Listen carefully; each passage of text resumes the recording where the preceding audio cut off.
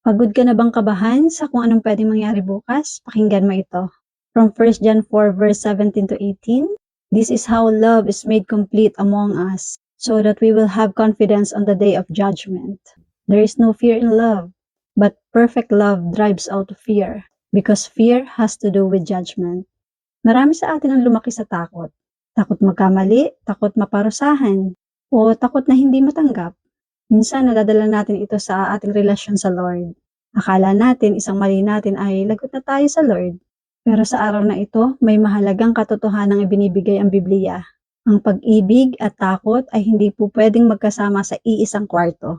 Sabi sa verse, ang perfect love o ang perpektong pagmamahal ng Diyos ang nagpapalaya sa takot. Bakit? Dahil kapag alam mong mahal na mahal ka ng iyong Ama sa langit, hindi ka na natatakot sa parusa. Alam mong kahit magkamali ka, andyan siya para itama ka at hindi para sirain ka.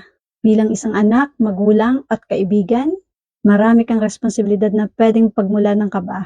Pero paalala ito na hindi mo kailangang manginig sa takot, sa hinaharap at sa panghuhusga ng iba. Ang pagmamahal ni Lord sa iyo ay complete. Safe ka sa Kanya. Kapag nararamdaman mong bumabalik ang takot, ipaalala mo sa puso mo, mahal ako ni Lord, at ang pagmamahal niya ang protection ko. Kaya tara, pray tayo. Panginoon, salamat po sa iyong perpektong pag-ibig na nagpapalayas sa lahat ng aking takot. Patawad po sa mga oras na hinahayaan kong kontrolin ako ng kaba. Ngayong araw po ay ayakapin ko ang iyong pagmamahal.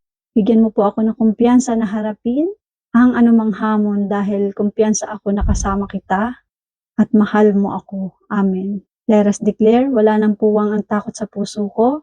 Pinalayas na ito ng pag-ibig ni Lord. Tandaan mo, fear and love cannot coexist. Today, choose to focus on how much God loves you instead of how big your worries are. His perfect love is your ultimate security.